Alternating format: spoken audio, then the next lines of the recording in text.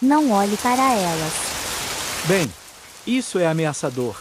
Hillary riu nervosamente, enquanto lia as palavras tortas gravadas profundamente na madeira da porta da frente descascada. Hillary e eu, que tínhamos acabado de completar 16 anos, no outono de 2013, éramos melhores amigos desde pequenos. Nossas casas eram vizinhas uma da outra e nossas mães descobriram que estavam grávidas com semanas de diferença. Quando minha mãe descobriu que ia ter um menino e a mãe de Hillary uma menina, elas, é claro, decidiram imediatamente que um dia seus filhos se casariam. Embora o romance que nossas mães esperavam nunca tenha se materializado, ainda éramos inseparáveis, vendo-nos mais como irmão e irmã do que como potenciais interesses amorosos. Compartilhamos muitos dos mesmos hobbies, gostávamos dos mesmos livros e filmes, mas o que mais nos uniu foi estudar o mistério de Mitchell. O Sr. Mitchell era uma espécie de lenda local, vivendo em isolamento quase completo. Durante os últimos 30 anos de sua vida, ele só era visto publicamente uma vez por semana, quando se aventurava no supermercado em busca de provisões, principalmente refeições preparadas no micro-ondas e grandes quantidades de álcool. No início dos anos 80, Alfred Mitchell comprou 5 acres de terra nos arredores da cidade e construiu uma nova casa para ele, sua esposa Elizabeth e suas filhas gêmeas de 8 anos, Maggie e Marcy. Alfred tinha vindo para a cidade para trabalhar como engenheiro na fábrica de automóveis, e Elizabeth conseguiu um emprego como professora na escola que as meninas iriam frequentar. Eles eram, segundo todos os relatos, a idílica família americana. A construção de sua nova casa foi concluída no outono de 1983 e a família mudou-se com entusiasmo para o que deveria ser sua casa feliz. No entanto, logo depois que os Mitchells fizeram a mudança, algo aconteceu. Variações desse algo eram frequentemente compartilhadas em playgrounds ou em festas. Nunca havia 2 relatos exatamente idênticos, mas todos continham pelo menos um fato. Numa noite fria do inverno de 1983, Elizabeth, Maggie e Marcy simplesmente desapareceram. Hillary e eu éramos aspirantes a jornalistas e estávamos trabalhando num artigo para o jornal escolar para comemorar o 30º aniversário dos desaparecimentos. Passamos meses vasculhando antigos registros policiais e artigos de jornais, bem como entrevistando moradores locais que estavam vivos na época, para chegar ao seguinte relato dos acontecimentos, que acreditávamos ser confiável e preciso. Foi numa manhã de terça-feira que surgiram os primeiros indícios de que algo estava errado. A professora de Maggie e Marcy descobriu que elas estavam ausentes quando ela fez a chamada e, quando foi à sala de aula de Elizabeth para perguntar se as meninas estavam doentes, encontrou uma sala cheia de crianças bagunceiras, mas nenhum professor. Era muito pouco comum que Elizabeth faltasse ao trabalho sem aviso prévio para que a escola pudesse encontrar um substituto, e todas as 3 estiveram presentes na segunda-feira parecendo perfeitamente saudáveis. A preocupação aumentou. A escola primeiro fez várias ligações para a casa dos Mitchell, mas não obtive resposta. Eles então ligaram para a fábrica onde Alfred trabalhava e descobriram que ele também não havia aparecido naquele dia. Eles também estavam tentando contatá-lo. Depois de mais uma tentativa fracassada de chamar os Mitchell em sua casa, a escola chamou a polícia para ver se alguém poderia ir ver como eles estavam. O que encontraram desencadeou o maior escândalo que a nossa cidade já viu. Quando 2 policiais chegaram à propriedade, viram que a porta da frente estava aberta e havia pegadas recentes na neve que levavam ao galpão na lateral da casa. Estranhamente, eles notaram que quem os fez estava descalço.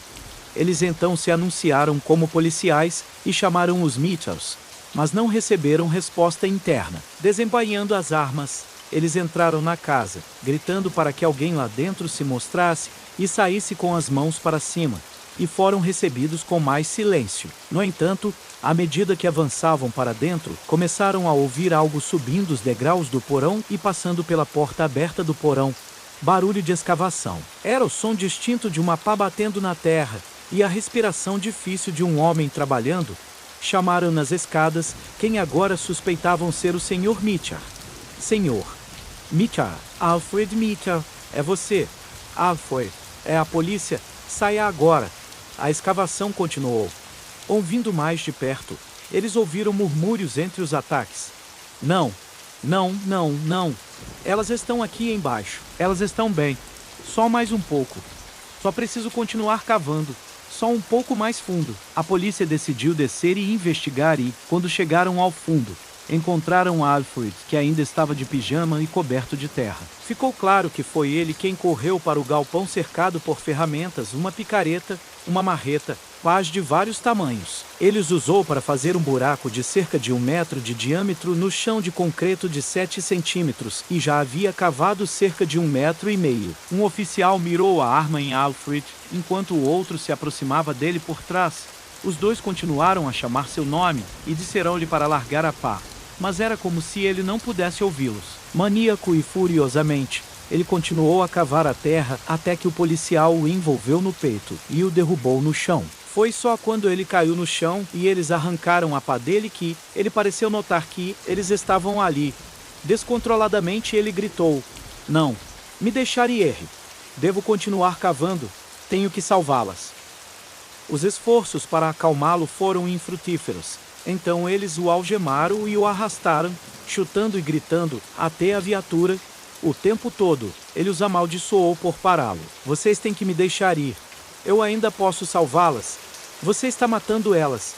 Deixe-me ir, seus bastardos." Eles decidiram que seria melhor tirá-lo de casa, se fossem interrogá-lo, e esperaram que mais policiais chegassem ao local para continuar a procurar pelas mulheres Mitchell antes de levar Alfred, histérico, para a delegacia. Uma vez lá, eles o acalmaram o suficiente para responder a algumas perguntas, dizendo-lhe que havia policiais na casa continuando a busca e que o deixariam se juntar a eles, assim que lhes desse as informações de que precisavam. Quando questionado sobre onde estavam sua esposa e filhas, ele respondeu: "Debaixo da casa." Eles perguntaram: "O que você quer dizer com elas? Estão embaixo da casa?" Ele respondeu: "Elas estão no buraco." "Que buraco?" "O buraco embaixo da casa. O buraco que você cavou." "Não." "Você os colocou no buraco?" "Não." "Você machucou sua família?" "Não." "Alfred, onde está sua família?" "Elas estão no buraco. Preciso voltar e pegá-las. Me deixe ir." De volta à histeria, ele jogou a cadeira em que estava sentado na cabeça de um policial, momento em que a entrevista foi considerada encerrada, e o trancou em uma cela. Nesse ínterim, a polícia ligou para todos os parentes e amigos de Mitchell que puderam encontrar, na esperança de que alguém tivesse notícias ou visto Elizabeth ou as meninas. Ninguém tinha visto. Desde o dia anterior, dadas as estranhas declarações e comportamento de Alfred, a suspeita de algo nefasto aumentou. Enquanto Alfred estava sendo interrogado, os policiais continuaram a revistar a casa e a propriedade dos Mitchell em busca de qualquer vestígio das mulheres, vivas ou não. Ainda assim, eles não encontraram nada.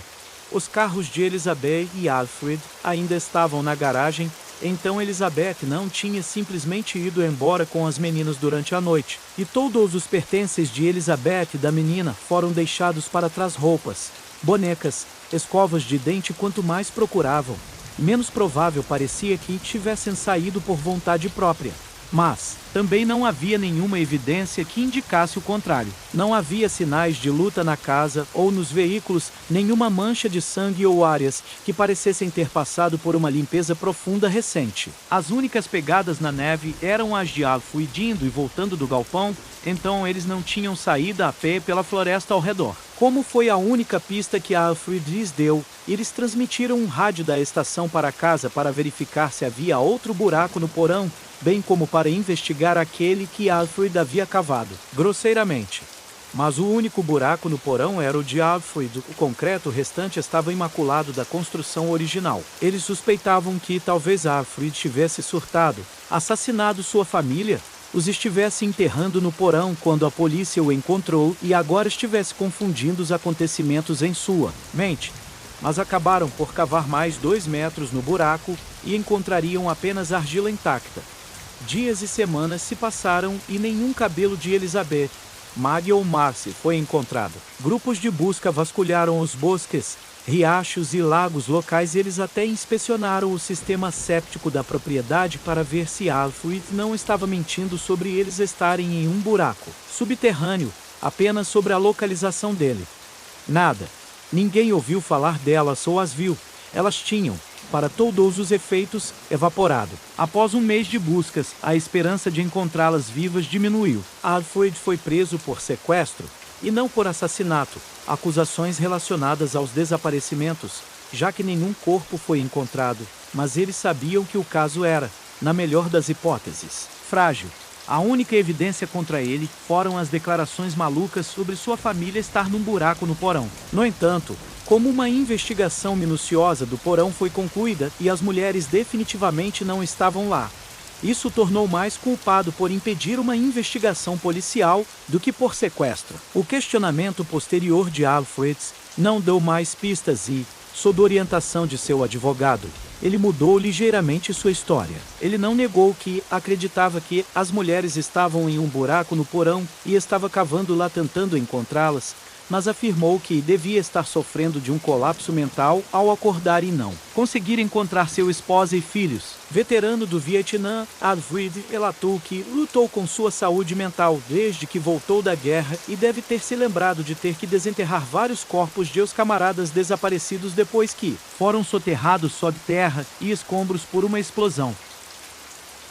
Embora isso possa ter explicado por que ele se comportou daquela maneira naquele dia, ainda não explicava onde estavam sua esposa e filhas. Agora, quando questionado sobre onde elas foram, Alfred apenas diria: "Não sei. Quando fui dormir, as meninas estavam em suas camas e Elizabeth na minha. Quando acordei, elas não estavam." Sem provas concretas, sem confissão de irregularidades e sem novas pistas, o caso contra ele foi arquivado antes mesmo de ir a julgamento. Alfred parecia genuinamente perturbado com o desaparecimento das mulheres e soluçava toda vez que era levado para interrogatório. E embora a maioria acreditasse que ele tinha algo a ver com isso, simplesmente não havia nenhuma prova. Em fevereiro de 1984, Alfred era um homem livre e a busca por sua família foi cancelada. É claro que isso não impediu o Tribunal da Opinião Pública de condená-lo. Alfred se tornou um pária na cidade, enquanto circulavam rumores sobre o que aconteceu naquela noite. Muitos especularam que ele realmente havia assassinado as mulheres, apenas fez um trabalho perfeito. Outros condenaram-no como um abusador que levou a sua família a fugir. Alguns homens amargos acusaram Elizabeth de fugir com um amante. E então houve um pequeno contingente que alegou que Alfred era um espião russo e que sua família havia sido levada devido a algum tipo de falha. Cada teoria era tão válida em sua invalidez quanto a seguinte. Depois vieram as sugestões sobrenaturais que a maioria rejeitou completamente. Mas, como as sugestões naturais não podiam explicar o desaparecimento de 3 mulheres no ar, foram elas que mais intrigaram a mim e a Hillary. Uma delas foi que Elizabeth, Maggie e Marcy foram abduzidas por alienígenas e queriam estudar a fêmea humana e plantaram falsas memórias na mente de Alfred para fazê-la esquecer o que realmente aconteceu. Outra foi que elas foram carregadas por algum tipo de criatura voadora que habitava a floresta local depois que saíram para inspecionar alguns sons estranhos. A simples visão disso quebrou o cérebro de Alfred. E também havia aqueles que acreditavam que Alfred estava dizendo a verdade quando fez suas primeiras declarações à polícia que sua família estava em um buraco no porão, já que, para alguns, eles achavam que era uma afirmação muito estranha. Talvez Alfred tenha feito algum acordo terrível com o diabo e sua família tenha sido engolida pelo inferno, diriam. A partir de nossas entrevistas com os moradores locais, reunimos muitas histórias sobre o que poderia ter acontecido, mas ninguém tinha qualquer evidência para apoiar suas afirmações. Só quando conversamos com um trabalhador da construção civil, James Twist, que ajudou a construir a casa dos Mitchell, é que tivemos uma folga. Foi o que ele nos contou, transcrito de uma gravação que fizemos da entrevista. James perguntou: "Para que mexer nisso?" Hillary explicou: "Estamos trabalhando em um artigo para o jornal escolar por ocasião do 30º aniversário dos desaparecimentos." James falou: "Entendo. Você não vai me fazer parecer um maluco, vai?" Eu expliquei: "Absolutamente não. Estamos conduzindo entrevistas com muitas pessoas que estavam vivas naquela época e planejamos incluir apenas as informações que consideramos relevantes para a história. Estamos planejando apresentar os fatos e declarações que coletamos diretamente das fontes, sem tentar guiar o leitor para que ele possa decidir qual versão da história ele considera verdadeira. James concordou. Tudo bem, apenas prometa que aceitará minhas palavras exatamente como eu as digo e não tentar distorcê-las. Hillary e eu falamos juntos. Nós prometemos. James começou. Tudo bem, então acho que precisamos começar no verão de 1972. Esse grupo estranho comprou algumas terras nos arredores da cidade e começou a viver na floresta. Eles alegavam ser uma comunidade de pensadores livres que estavam experimentando uma nova forma de vida, mas nós a reconhecíamos como um culto. Hillary perguntou, um culto? Nunca ouvi falar disso antes. James explicou. Bem, você não teria como. Foi muito antes de você nascer e durou muito pouco tempo. Os desaparecimentos das Mitchell são a única coisa sobre a qual alguém ao seu redor fala naquela época. Mas na época era uma grande notícia. Pouco depois de se mudarem, alguns animais de estimação locais desapareceram e alguns adolescentes que fugiram para espioná-los contaram aos pais que os viram realizando rituais cantando em latim, falando de sacrifícios de sangue ao seu mestre sombrio. Sim. E sendo esta uma boa cidade cristã, não poderíamos ter um grupo de adoradores do diabo morando nas proximidades. Enviamos a polícia lá com ameaças de prendê-los se não saíssem, e eles concordaram em vender o terreno e seguir em frente. A coisa toda durou apenas cerca de 6 meses, e quando Alfred comprou o mesmo terreno nos anos 80, estava quase esquecido. Hillary perguntou, espere, a casa de Alfred foi construída na mesma propriedade, onde vivia o culto. James respondeu, não apenas na mesma propriedade, ele escolheu o local exatamente onde os adolescentes os tinham vistos rituais. O culto fez uma clareira naquele local e era a área menos densamente arborizada do terreno.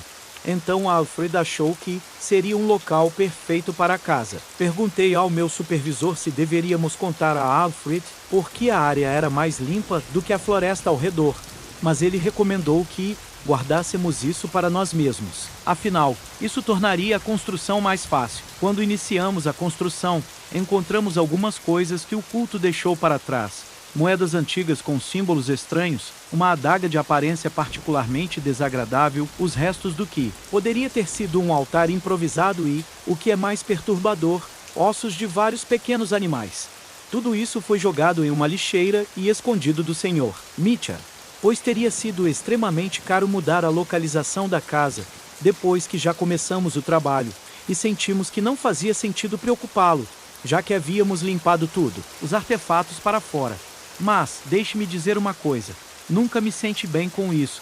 Aquela terra, havia algo errado com ela. A cada minuto que passava ali, eu me sentia nervoso, como se algo estivesse me observando fora do meu campo de visão. E normalmente eu dormia como um bebê, especialmente depois de trabalhar o dia todo. Mas, durante todo o tempo em que construímos a casa dos Mitchell, tive os pesadelos mais vívidos da minha vida. Continuei vendo minha família sendo queimada viva, gritando de agonia, enquanto eu estava impotente para salvá-los. Eu também não fui o único. Todos nós que trabalhávamos naquele trabalho odiávamos por motivos que não conseguíamos explicar, e ficamos muito felizes quando finalmente terminamos. Porém, não consegui me livrar da pontada de culpa que sente quando entregamos as chaves. Acho que direi que não fiquei surpreso quando algo estranho aconteceu lá. Eu perguntei, então, você acha que tem algo a ver com esse culto? Você acha que eles voltaram para algum tipo de vingança? James explicou. Não, nada disso. A polícia os manteve sob controle depois que partiram. O líder suicidou-se em 74 e os restantes estavam mortos ou presos em 1983. Não havia razão para acreditar que tivessem alguma coisa a ver com os desaparecimentos das Mitchell. Pelo menos não, fisicamente. É por isso que nunca disse nada sobre isso. Hillary perguntou, não fisicamente? James disse, essa é a última coisa que vou dizer. Como você disse, deixe o leitor decidir em qual versão da história ele quer acreditar. Com isso, encerramos a entrevista, entusiasmados. Conseguimos desenterrar alguns artigos dos anos 70 que corroboraram a história de James e sentimos que estávamos no caminho certo.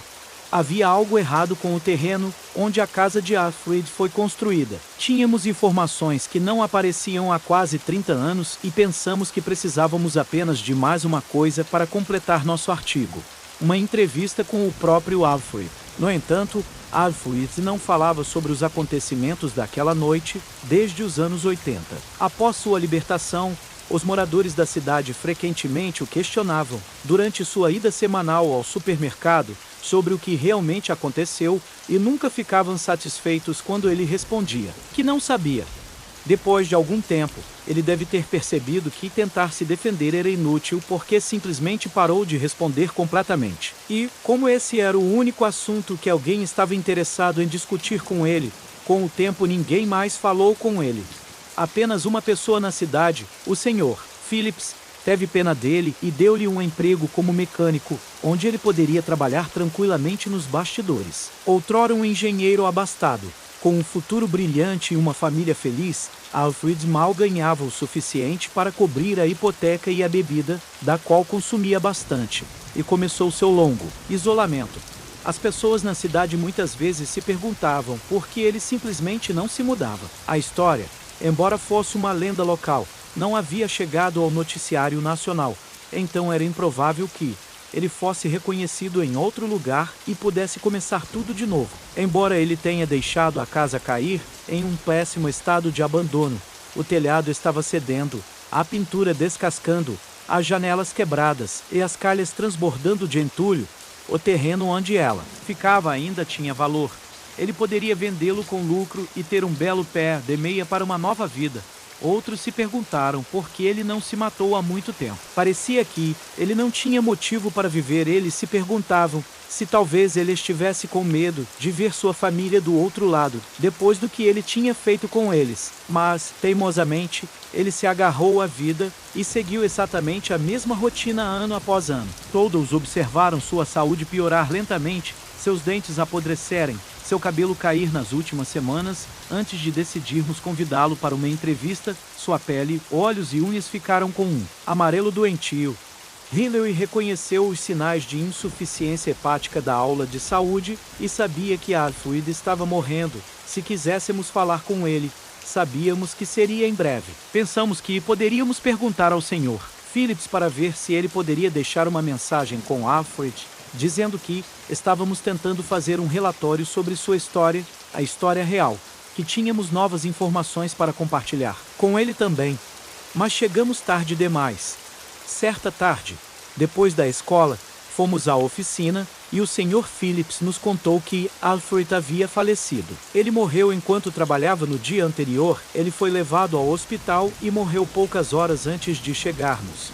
Ele acabara de receber a notícia de que Alfred não sobreviveu. Saímos, a princípio desapontados por não conseguirmos um final satisfatório para nossa história. Mas Hillary teve uma ideia. Sabe, se ainda não se espalhou a notícia de que ele se foi, provavelmente poderíamos entrar furtivamente na casa e fazer algumas investigações sem que ninguém percebesse, disse Hillary. É arriscado. Provavelmente não seremos os únicos com essa ideia. Eles podem até enviar a polícia para ficar de olho no lugar, dada a sua história. Eu respondi. Exatamente. Nós e o Sr. Phillips somos os únicos que sabemos neste momento, salvo algumas pessoas no hospital. Esta pode ser a nossa única oportunidade de entrar lá e verificar as coisas. Você não quer acabar com a história? Ela cutucou. Eu tive que concordar que ela estava certa. Estávamos trabalhando na história há meses, estudando o caso há anos. Essa provavelmente era a nossa única chance de entrar na casa sem ser perturbados e investigar. Depois de uma breve hesitação, eu disse que sim. O anoitecer, então corremos para casa para pegar lanternas, e cada um disse aos seus pais que íamos para a biblioteca trabalhar em nosso artigo. Já havíamos feito isso muitas vezes antes, então eles não levantariam suspeitas e apenas pediram que voltássemos às 21 horas, pois era noite de aula. E foi assim que acabamos na varanda de Alfred Mitchell, no momento em que o sol se punha, lendo as palavras. Não olhe para elas, gravadas na porta da frente. Ben, vai em frente. Hillary me empurrou para frente. Embora a ideia tenha sido dela em primeiro lugar, estava claro que ela queria que eu fosse a pessoa é entrar primeiro na casa. Preparando-me, girei a maçaneta descobrindo que estava destrancada, empurrei lentamente a porta para dentro e iluminei a entrada com minha lanterna. O estado do interior era pior que o exterior. Garrafas de bebida vazias cobriam tanto o chão que seria quase impossível dar um passo sem chutar uma delas. E um fedor de comida podre e mofada permeava o ar. Minha impressão inicial foi de choque por Alfred ter realmente sobrevivido por tanto tempo. Entrei na casa, acenando para Hillary me seguir, e rapidamente percebi que a porta da frente não era a única superfície com palavras gravadas nela. Quase cada centímetro quadrado da parede acessível estava coberto de frases agorentas. Não olhe para elas. Não toque nelas. Não são elas. Elas estão mortas. Os rostos estão errados. Basta ouvir suas vozes. Levou elas. Ela quer isso. Ela se alimenta da sua dor. Oh merda. Você está lendo isso? Sussurrei para Hillary. Sim. Jesus, talvez ele estivesse tendo alucinações no final. Isso pode acontecer com alcoólatras de longa data. Sua voz tremia levemente. Tentei acender um interruptor na parede perto da porta, mas nada aconteceu. Parece que ele não estava pagando a conta de luz. Devemos continuar? Perguntei. Sim, vamos ver se ele manteve um diário ou algo assim. Vou procurar um escritório. Você verifica o quarto dele. Ela se afastou de mim na ponta dos pés o mais silenciosamente que pode pelo chão cheio de lixo. Eu particularmente não gostei da ideia de nos separarmos, mas sabíamos que nosso tempo era limitado e a decisão já estava tomada por mim, então caminhei em direção às escadas para ir para o segundo andar. Ao longo do caminho, as escrituras de Alfred continuaram pairando sob o facho da minha lanterna e um arrepio percorreu minha espinha enquanto eu continuava lendo. Não olhe para elas. Não olhe para elas. Tudo em meu corpo me dizia que deveríamos sair o mais rápido possível. Mas continuei forçando um pé na frente do outro até encontrar o que parecia ser o quarto principal. Fotos empoeiradas de Alfred e Elizabeth estavam nas mesinhas de cabeceira e fotos de Mark e Mag penduradas nas paredes ao lado de mais escrituras. A maioria das frases foi repetida, mas havia uma nova nesta sala. Feche os olhos com fita adesiva em uma das mesinhas de cabeceira. Notei um rolo de esparadrapo e imaginei que Alfred devia tê-lo usado para fechar os olhos todas as noites antes de dormir. Algo sobre isso fez meu estômago revirar, mas eu já tinha chegado até aqui. Achei que deveria pelo menos tentar encontrar algo que pudéssemos usar para o artigo. E não precisei procurar muito. Sobre a cômoda havia um diário velho e murcho, que parecia ter sido lido de capa a capa milhares de vezes. Peguei-o, sentei-me na cama e abri-o, tirando fotos das páginas enquanto lia. As datas começaram no início de 1984, logo após Alfred ter sido libertado da prisão. 4 de fevereiro, 1984. Estou ouvindo coisas desde que voltei para esta casa.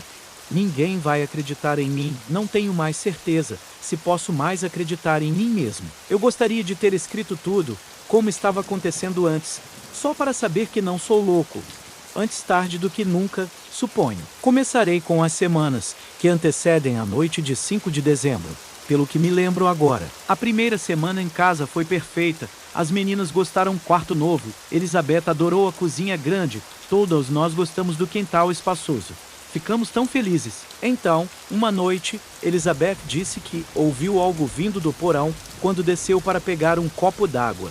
Disse que parecia um arranhão. Ela perguntou se eu poderia verificar se não havia nenhum animal preso lá embaixo. Desci e não ouvi nenhum arranhão, nem vi nenhum animal. Mas notei um pequeno buraco no chão de concreto perfeitamente redondo e talvez com meia polegada de diâmetro, largura suficiente apenas para deixar cair uma caneta. O que fiz para ver até que profundidade ela ia, nunca a ouvi atingir o fundo. Considerei que era um trabalho de má qualidade e planejei ligar para a construtora pela manhã. No entanto, quando voltei para verificá-lo, antes de sair para o trabalho no dia seguinte, ele havia sumido. Impossível, disse a mim mesmo, mas estava meio adormecido quando Elizabeth me pediu para verificar o barulho. Perguntei-me se talvez estivesse parcialmente sonhando, mas a caneta que deixei cair estava faltando quando procurei por ela. Pensei novamente em ligar para a construtora, mas como poderia fazer com que inspecionassem um buraco que não estava lá? As coisas pioraram rapidamente depois disso. Elizabeth ouvia mais ruídos vindos do porão à noite, que eu não conseguia ouvir, e as meninas também os ouviam. Eles diziam: papai, há arranhões e batidas vindo lá de baixo. Você não consegue ouvir. Tentei desesperadamente, me esforçando para ouvir qualquer som, mas não consegui nada. Mesmo assim, embora não estivesse ouvindo nada, todas as noites eu verificava o porão e todas as noites encontrava o buraco. Ele ficava mais largo cada vez que eu ouvia, eventualmente ficando grande o suficiente para que eu pudesse encaixar meu braço nele. Abaixei-me tentando encontrar o fundo, mas não consegui. Não sente nada além de ar e paredes perfeitamente lisas, como vidro. No entanto, não importa quão grande fosse o buraco na noite anterior, pela manhã, ele sempre desaparecia. Comecei a me perguntar se poderia estar tendo alucinações ou enlouquecendo, até pedi para alguém sair e procurar um vazamento de gás. Mas tudo deu certo durante a inspeção. Nesse ponto, proibi Elizabeth e as meninas de entrarem no porão, quando o buraco estava quase grande o suficiente para que as meninas pudessem caber nele. As vozes começaram. Elizabeth disse que ouviu sussurros subindo as escadas. Ela disse que estava dizendo para ela levar as meninas até lá, que queria conhecê-las. Fiquei sem saber o que fazer. Eu queria contar para alguém, mas não sabia para quem. Eu não poderia relatar um buraco no porão que só aparecia à noite. Minha esposa estava ouvindo vozes que eu não conseguia, e então as meninas também ouviram. Eles disseram que parecia legal e queriam descer e dizer oi. Eu não queria que todos pensassem que éramos loucos. Estávamos em uma casa nova. Coisas assim não deveriam acontecer em casas novas. Decidi que elas deveriam ir embora por um tempo, pelo menos até que eu pudesse tentar descobrir o que estava acontecendo, e implorei a Elizabeth que levasse as meninas para sua mãe. Mas ela se recusou a ir. Na verdade, todas elas se recusaram. Ela e as meninas gostaram da voz, disseram que era legal, e queriam conversar mais com ela. Eles me imploraram para deixá-las descer. Eu parecia ser o único que estava preocupado com o que estava acontecendo, e sabia que, pelo menos, tinha que tentar algo para proteger minha família. Comprei uma fechadura, instalei-a na porta do porão para realmente evitar que elas fossem lá, e coloquei a chave no pescoço. Achei que isso seria o suficiente. Mas eu fui estúpido. Eu estava lidando com algo que não compreendia, apenas desejando que aquilo desaparecesse. E isso me custou minha família. Na noite do dia 5, Elizabeth colocou as meninas na cama e depois veio para a cama comigo. Ela leu um pouco antes de fechar os olhos e adormecer. Depois que ela dormiu, me senti seguro o suficiente para fechar os olhos e também adormeci. Por volta das 2 da manhã, acordei com um grande estrondo vindo do andar de baixo e percebi que Elizabeth não estava mais ao meu lado. Corri até o quarto das meninas e vi que elas também não estavam na cama. Correndo a escada abaixo, vi que a porta do porão estava escancarada e procurei a chave em meu pescoço. Ela ainda estava lá, mas a fechadura havia se destrancado sozinha. Desci as escadas o mais rápido que pude, gritando para Elizabeth e as meninas, para elas ficarem longe do buraco, mas é tarde demais. O buraco estava mais largo do que nunca, largo o suficiente para que todos os três pudessem caber nele ao mesmo tempo. Elizabeth se virou para mim e disse: "Está tudo bem. Ele só quer nos conhecer", antes de pegar as mãos de Maggie e Marcy de cada lado dela e saltar com as duas para dentro do buraco. "Não", gritei e corri para tentar pegá-los. Quando cheguei à borda, olhei para baixo, mas eles já estavam profundos demais para serem vistos.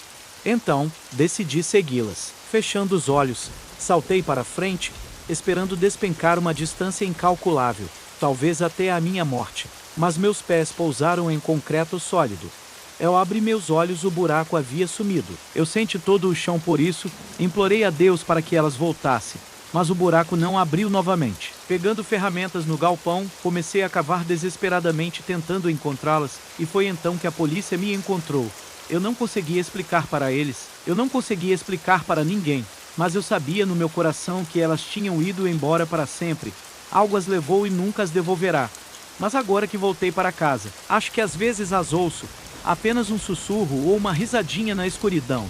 Elas ainda estão aqui em algum lugar. 10 de fevereiro, 1984. Ouvi as meninas, eu ouvi claramente risadas vindo do quarto deles, eu teria reconhecido em qualquer lugar. Silenciosamente, Abri a porta e lá estavam elas, brincando com suas bonecas. Imediatamente, comecei a chorar e chamei seus nomes. Elas olharam de volta.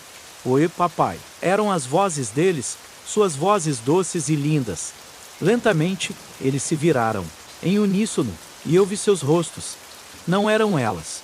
Os rostos estavam errados. Os olhos eram pretos e a pele tão esticada que parecia esquelética. Eu engasguei e saí do quarto o mais rápido possível. Qual é o problema, papai? Você não está feliz em nos ver? Eles falaram. Tudo bem, papai. Você está com medo? Você está com medo, papai? Corri de volta para o meu quarto, bati e tranquei a porta. Eu não as ouvi mais, mas me senti enjoado. Foi tão maravilhoso ouvir suas vozes novamente, que parte de mim queria sair e tentar falar com eles. Eu estava alucinando? Elas não são reais, não podem ser, eles se foram. Se você as ver novamente, não olhe para elas. Não são elas. 14 de fevereiro. 1984. Elizabeth veio para a cama esta noite, um presente do Dia dos Namorados. Acordei sentindo um peso ao meu lado, e esqueci momentaneamente minhas circunstâncias. Ei, Afi! Eu ouvi a voz da minha esposa dizer meu apelido para mim e sussurrei de volta. Ei, Ellie! Sente a mão dela agarrar a minha. Estava fria e gelada. Tão fria que meus olhos se abriram assustados e vi o rosto dela, os olhos negros, a pele encovada. Eu gritei e caí da cama. Qual é o problema, querido? Você não está feliz em me ver. Ela arrulhou. Você está assustado? Está com medo? Ele gosta quando você se machuca. Sua voz estava aumentando. Volte para a cama. Querido, me dê um beijo como você costumava fazer. Você não sente minha falta. Fechei os olhos com força e repeti várias vezes. Não olhe para ela. Não é ela. Não olhe para ela. Não é ela. Ela não é real. Quando abri os olhos, ela havia sumido. Mas ela era real. Eu senti a mão dela. Por que isso está me atormentando? O que é? Dizem que isso gosta da minha dor. Eu me senti mal do estômago novamente. Vê-la foi horrível, mas por um breve momento, quando ouvi a voz dela, fiquei feliz. Não olhe para elas. Não toque nelas. Apenas ouça suas vozes se elas voltarem. 20 de fevereiro. 1984. Todas elas vieram juntos. Eu ouvi o que pareciam ser pratos sendo colocados na mesa e desci até a sala de jantar para ver Elizabeth sentando as meninas na mesa. Fechei os olhos o mais rápido que pude e apenas ouvi. Elizabeth disse: venha se juntar a nós, Afi. As meninas acrescentaram: sim, papai, venha sentar conosco. Na minha cabeça, eu sabia que não eram elas que estavam perguntando por mim, mas no meu coração, por um momento, tive minha família de volta. Abra os olhos, papai. As meninas exigiram. Olhe para nós. Todos os três gritaram em uníssono agora. Você não quer nos ver. Você não sente nossa falta. Porque você não olha para nós. Você nos deixou morrer. Olhe para nós. Eu respondi a eles. Estou com saudades de vocês. Eu amo vocês e sinto muita falta de todas. Eu sinto muito. Isso é bom. Sentir a sua dor. Sentir sua tristeza. Ele quer mais. Novamente, quando abri os olhos, eles haviam desaparecido, mas algo mais permanecia, o cheiro do perfume da minha esposa. Eu comecei a chorar novamente. Eu não acho que estou tendo alucinações. Ainda não sei o que é isso, mas acho que estou começando a entender isso. Isso se alimenta de dor e vai continuar mandando-os de volta para me torturar. Eu deveria sair? Não são elas, mas se fecho os olhos ao ouvi-los, sinto como se estivessem de volta por um momento. Não, eu não vou sair. Eu vou ficar com elas. Vou ouvir minhas filhas rirem e minha esposa chamar meu nome. Mesmo que seja apenas para me torturar, eu continuarei vivo. Eu vou alimentá-lo. E isso as manterá vivas para mim. Li mais algumas entradas, mas eram praticamente iguais. Alfred continuou vendo sua esposa e filhas pela casa, e elas o repreenderam por deixá-las morrer. Mas por um breve instante ele conseguiu tê-las de volta e foi o suficiente para ele se permitir ser torturado por representações bastardas delas por 30 e poucos anos. Em algum momento, ele começou a beber para lidar com isso e as entradas ficaram mais desleixadas. Em 1986, ele parou de dar detalhes de suas aparências e começou a escrever as mesmas frases continuamente. Presumi que quando ficou sem espaço no diário, Ele começou a gravar essas mesmas frases nas paredes. Eu fechei o livro e, ao fazer isso, senti um peso pressionar a cama atrás de mim. Meu coração pulou na garganta. Eu estava tão absorto na história de Alfred que esqueci que ainda estava na casa dele, à noite, onde ele foi assombrado pelos fantasmas de sua família durante décadas. Hillary. Eu gaguejei desesperadamente, esperando que ela tivesse passado por mim enquanto eu estava lendo. Quem é você? Uma voz de mulher que não reconheci sussurrou em meu ouvido. Sente sua respiração em meu rosto. Eu me virei e vi olhos negros, um rosto vazio. As feições de Elizabeth eram reconhecíveis pelas fotos na mesa de cabeceira, mas a mulher diante de mim parecia errada, tão errada. Gritando, pulei da cama e corri para a porta. No final do corredor ouvi risadas de garotinhas. Quem é mamãe? Ele quer jogar? Onde está a amiga dele? Ela vai se juntar a nós no buraco? Suas vozes cantadas guinchavam em uníssono. Onde ela estava? Eu não tive notícias dela, desde que a deixei lá embaixo. Hillary. Eu gritei e ela não respondeu. Hillary. Nós temos de ir agora. Desci as escadas correndo o mais rápido que pude, enquanto atrás de mim eu ouvia as mulheres Mita. Onde você vai, novo amigo? Fique conosco um pouco. Está com fome e Alfred não vem para casa há dias. Não olhe para elas. Não olhe para elas. Cantei mentalmente enquanto continuava a correr pela casa. Hillary, o ND e você está... Precisamos sair. O porão não sei como soube, mas algo me disse que encontraria Hillary lá embaixo. Usando minha lanterna, vi o caminho que ela havia feito através das garrafas no chão até a escada do porão e corri para a porta. Hillary, não entre no buraco. Está tentando levar você. Quando cheguei ao último degrau, ela estava quase no limite. Eu estava correndo pela sala, quando ela se virou para mim e disse: Não se preocupe, Sam, é legal. Ele só quer me conhecer. Eu sabia o que estava por vir. Ela se virou e foi até a beira do abismo. Deixei cair a lanterna e mergulhei, conseguindo agarrá-la pelos tornozelos no momento em que ela tentava pular. Ela me chutou no rosto, gritando para eu soltá-la, para deixá-la ir ao encontro da voz, mas eu segurei o mais forte que pude e puxei-a para que ela caísse de costas em cima de mim. Felizmente, quando ela pousou, ela se recuperou. Sam é você. Não consigo ver nada. Onde estou? Ela perguntou. Sim, sou eu. Escute, Hillary, estamos no porão. No porão do Alfred. Você tem que se levantar e nós temos que sair dela agora. Peguei minha lanterna e agarrei a mão dela. Ao fazer isso, minha luz iluminou o buraco. Puta merda. Isso é. Sim, o buraco é real. E é por isso que precisamos dar o fora daqui.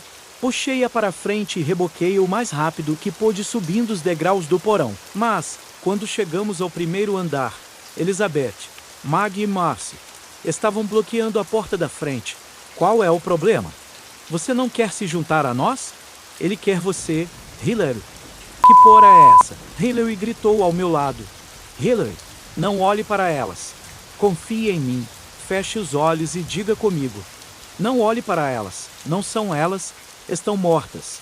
Não olhe para elas. Não são elas. Estão mortas. Cantamos repetidamente e quando abrimos os olhos, elas haviam desaparecido. Passando pela porta da frente, corremos o máximo que pudemos até chegar em casa, sem olhar para trás nenhuma vez. Só quando passamos em segurança pela porta da frente e subimos para o meu quarto é que paramos para recuperar o fôlego e contei a ela tudo o que havia acontecido. Expliquei o que estava no diário de Alfred, como Elizabeth apareceu logo atrás de mim, como eu sabia que Hillary estaria no porão e como ela quase pulou no buraco. Tínhamos o final da nossa história, sabíamos a verdade sobre o que havia acontecido com Elizabeth, Mag e Marcy em 1983 e o tormento que Alfred sofreu por isso. E sabíamos que não poderíamos publicá-lo. Nosso jornal escolar nunca publicaria isso, era muito, bem, inacreditável. Além disso, tecnicamente invadimos a casa para obter a informação e Hillary quase morreu. Achamos melhor guardar essa parte da história para nós mesmos. Infelizmente, isso também significava que não poderíamos inocentar Alfred, mas fomos prestar nossas homenagens em seu funeral. Havia apenas eu, Hillary e o Sr. Phillips. Foi lá que ele nos contou que Alfred deixou a casa e a propriedade, mas deixou a condição de demolir a casa e nunca construir outra naquele local. E ele assim o fez. No momento em que escrevo este artigo, o lote ainda está vazio, só rezo para que continue assim. Quanto a Hillary e eu, nunca nos casamos, mas continuamos amigos íntimos até hoje. Raramente falamos sobre os eventos de 2013, apenas nos sentimos sortudos por ambos termos sobrevivido. Embora Hillary tenha me dito recentemente que às vezes ela tem um sonho. Ela ouve uma voz doce, chamando por ela, dizendo a ela que quer conhecê-la e que vai encontrá-la.